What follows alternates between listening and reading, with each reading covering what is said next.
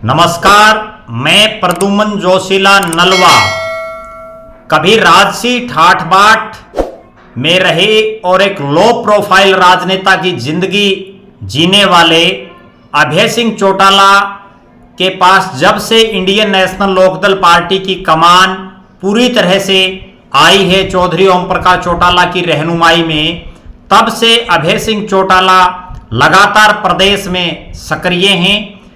पीछे 24 फरवरी जो अभी 2023 की है, तब मेवात के बड़े गांव सिंगार से अपनी 7 महीने की पैदल यात्रा करके पूरे हरियाणा प्रदेश को अपने पांव से नापने वाले अभय सिंह चौटाला ने एक बार फिर से 15 अक्टूबर से प्रदेश में रथ यात्रा के माध्यम से गांव-गांव, गली-गली, मोहल्लों और वार्डों में जाने का ऐलान कर दिया है। लिहाजा पिछले लगभग 8-9 महीने से चुनावी मोड में चल रहे अभय सिंह चौटाला के सामने सबसे बड़ी दुविधा ये है कि 2024 के विधानसभा चुनाव में वो और लोकसभा चुनाव में वो किसके साथ हाथ मिलाएं, किसका हाथ छोड़ें, किसका हाथ पकड़ें या अकेले चलें। अभय सिंह चौटाला की जो पारिवारिक पार्टी है इंडियन नेशनल लोकदल, उसका इतिहास ये रहा है कि वो अक्सर भारतीय जनता पार्टी के साथ समझौतों में रही है।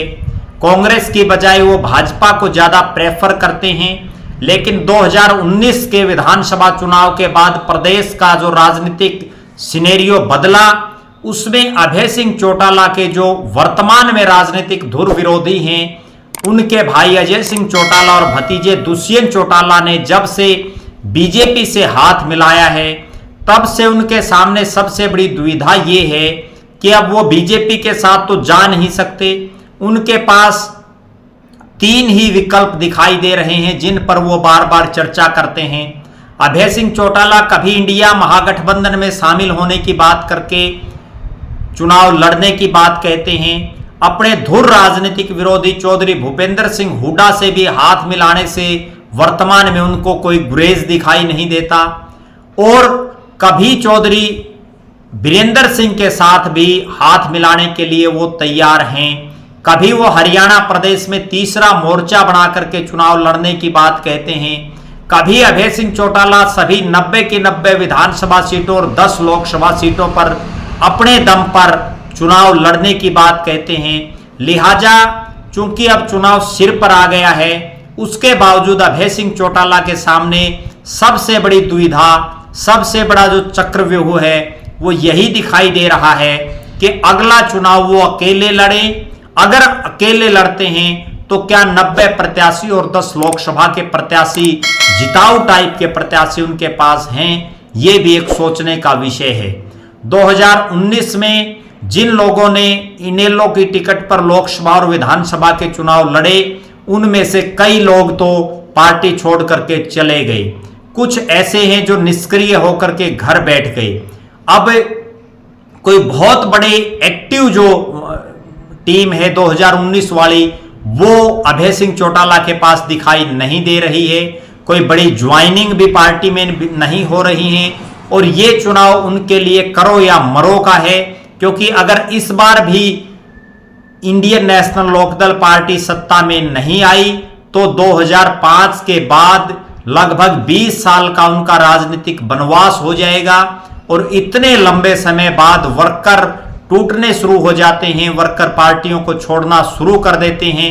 लिहाजा अब जो अभय सिंह चौटाला के ये बात जो समझ नहीं आ रही है कि वो 2024 में किसके साथ जाएंगे, महागठबंधन में जाएंगे, चौधरी वीरेंद्र सिंह के साथ जाएंगे, हुड्डा के साथ हाथ मिलाएंगे, या वो थर्ड फ्रंट बनाएंगे, या अपना खुद का ही झंडा और डंडे के साथ ऐनक चश्मे के चुनाव चिन्ह पर वो पूरे प्रदेश में चुनाव लड़ेंगे।